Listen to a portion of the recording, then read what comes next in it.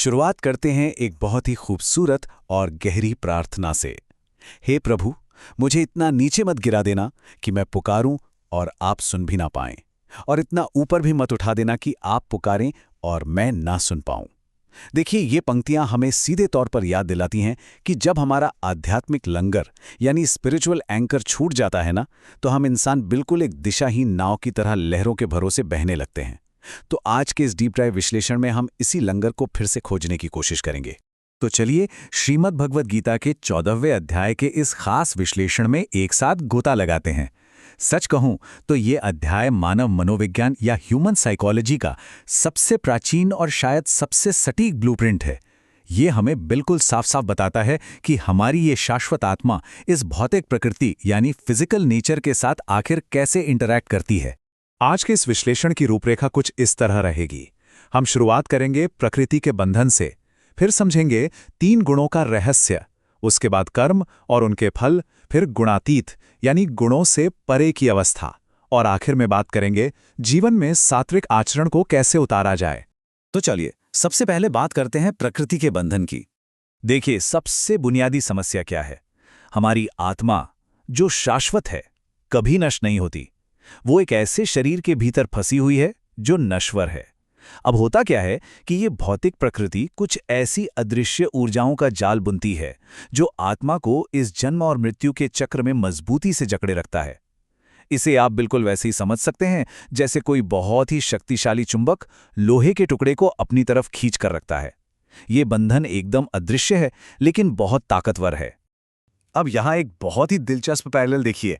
आज का हमारा आधुनिक विज्ञान क्या कहता है? यही ना कि पूरी सृष्टि का निर्माण 3 मूल तत्वों से हुआ है, इलेक्ट्रॉन, प्रोटॉन और न्यूट्रॉन। लेकिन जरा सोचिए, हजारों साल पहले ही गीता ने बिल्कुल इसी त्रिस्तरीय आधार को सत्व, रजस और तमस के रूप में परिभाषित कर दिया था। प्राचीन आध्यात्मिक ज्ञान और मॉडर्न साइंस का ये मेल सच में अद्भुत है ना? चलिए अब आगे बढ़ते हैं और गहराई से समझते हैं इन 3 गुणों के रहस्य को। अब इन 3 शक्तिशाली ऊर्जाओं को जरा बारीकी से डिकोड करते हैं। सबसे पहले हैं सत्व। ये गुण जीवन में शांति और पवित्रता लेकर आता है। इसके प्रभाव से इंसान में करुणा जगती है और वो आध्यात्मिक उन्नति की ओर बढ़ता है। दूसरा है रजस। ये गुण हमारी महत्वाकांक्षा और सांसारिक इच्छाओं को हवा देता है। इससे एक अजीब सी बेचैनी और असंतोष पैदा होता है जो हमें लगातार किसी न किसी कर्म में, किसी भागदौड़ में बांधे रखता है। और फिर आता है तमस। तमस इंसान को घोर अज्ञान और आलस्य के अंधकार में धकेलता है। इसका सीधा सा नतीजा होता है भारीपन, जीवन में ठहराव और अल्टीमेटली पतन। अब सवाल यह है कि हम इन्हें पहचानें कैसे? बहुत आसान है। हम अपनी डेली लाइफ में इन शक्तियों को आसानी से ट्रैक कर सकते हैं। जब आपको अपने अंदर एक अजीब सी शांति, एक क्लैरिटी और प्रकाश का अनुभव होना, तो समझ लीजिए कि सत्व हावी है। और जब मन में स्वार्थ, कुछ पाने की तेज भूख या लगातार दौड़ते रहने की इच्छा हो रही हो, तो वो पक्का रजस है। लेकिन जब भारी आलस्य महसूस हो, बस सब कुछ टालने का मन करे, तो मान लीजिए कि वो तमस का एकदम क्लियर सिग्नल है। आप इसे अपना एक इंटरनल थर्मोमीटर मान सकते हैं। अब आते हैं हमारे तीसरे और बहुत ही अहम पहलू पर, कर्म और उनके फल। मृत्यु के बाद आत्मा का सफर कैसा होगा, ये एक बहुत ही कड़े कारण और प्रभाव के नियम पर निर्भर करता है। अगर किसी का जीवन मुख्य रूप से सत्वगुण में बीतता है तो उसकी यात्रा उच्च दिव्य लोकों की ओर होती है। वहीं रजस के प्रभाव में फंसी आत्मा फिर से इसी मनुष्य योनि के कर्म चक्र में वापस लौट आती है। लेकिन अगर जीवन भर तमस ही हावी रहा तो आत्मा का पतन होता है और वो निचली योनियों की ओर गिर जाती है। एक तरह से देखा जाए तो ये पूरी तरह से आध्यात्मिक भौतिकी या स्पिरिचुअल फिजिक्स है।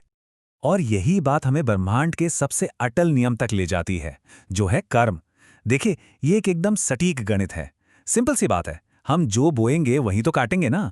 अगर हम आज प्रेम, करुणा और सेवा के बीज बोते हैं तो उसका अंतिम परिणाम शांति ही होगा। लेकिन अगर हम आज ईर्ष्या या द्वेष बो रहे हैं तो दर्द के वापस मिलने की 100% गारंटी है। आप कर्म से भाग नहीं सकते। ये हमारी हर एक छोटी बड़ी क्रिया का, हर थॉट का पाई पाई का हिसाब रखता है। तो फिर इन सब से बाहर निकलने का रास्ता क्या है? चलिए समझते हैं गुणातीत की अवस्था को, यानी गुणों से परे जाने का विज्ञान। अब यहां एक बहुत ही बड़ा सवाल उठता है। ये सवाल अर्जुन ने भी पूछा था और शायद अभी आपके मन में भी आ रहा होगा। वो व्यक्ति आखिर है कौन जो इन तीनों गुणों के जाल से पूरी तरह आजाद हो चुका है? मतलब एक ऐसा इंसान जो सच में स्वतंत्र है। वो प्रैक्टिकल लाइफ में आखिर दिखता कैसा है? उसका बर्ताव कैसा होता है।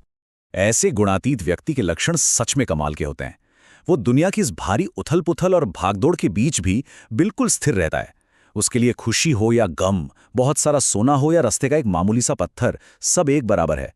उसे ना तो सम्मान का अहंकार होता है और ना ही अपमान का डर। वो हर तरह के अत्यधिक मोह और नफरत से पूरी तरह ऊपर उठ चुका होता है। क्यों? क्योंकि उसे इस पूरे ब्रह्मांड में, हर एक चीज में सिर्फ और सिर्फ एक ही ईश्वरीय ऊर्जा दिखाई देती है। अब बात करते हैं कि इस ज्ञान को हम अपने जीवन में कैसे उतारें। जीवन में सात्विक आचरण। देखिए, बात बहुत साफ है। हमें आज और अभी एक चुनाव करना है। एक तरफ हमारे पास तामसिक और राजसिक प्रवृत्तियां हैं, जैसे कि आलस, बेकाबू क्रोध, लालच और नेगेटिव विचार, जिन्हें हमें बहुत ही एक्टिवली अपनी लाइफ से बाहर निकालना होगा। और दूसरी तरफ हैं हमारे सात्विक गुण, जैसे पवित्रता, दूसरों के प्रति करुणा, भक्ति और एक पॉजिटिव माइंडसेट, जिन्हें हमें पूरे दिल से गले लगाना है। सच कहूं तो यही वो इकलौता रास्ता है जो हमें सच्ची सफलता और गहरी आंतरिक शांति की ओर ले जाता है। तो चलिए एक शांत और आज़ाद मन का एकदम प्रैक्टिकल रोड मैप डिस्कस करते हैं। पहला स्टेप है अपने हिस्से का काम, अपनी डेली लाइफ की जिम्मेदारियां पूरी ईमानदारी और फोकस के साथ निभाएं। दूसरा स्टेप है उस काम का जो भी नतीजा होने वाला है ना, उससे खुद को इमोशनली एकदम अलग कर लें, डिटैच हो जाएं। और तीसरा और सबसे आखिरी स्टेप है सब कुछ करने के बाद फाइनल रिजल्ट उस परम शक्ति या ईश्वर के हाथों में सौंप दें। यकीन मानिए, सच्ची स्वतंत्रता इसी में है। अपना काम पूरी शिद्दत से करें, बस फल से चिपके नहीं। तो अब इस विश्लेषण को खत्म करने से पहले खुद से ये गहरा सवाल जरूर पूछिएगा, आज इसी पल हम कौन सा बीज बो रहे हैं? याद रखिए, आज के हमारे छोटे छोटे फैसले, आज हमारा चुना हुआ गुण, हमारे कल का, हमारे भविष्य का पूरा मार्ग तय कर रहा है। इस विचार पर आज आराम से गहराई से सोचिएगा। इसी के साथ इस चर्चा को यहीं विराम देते हैं। सीखते रहें और आगे बढ़ते रहें।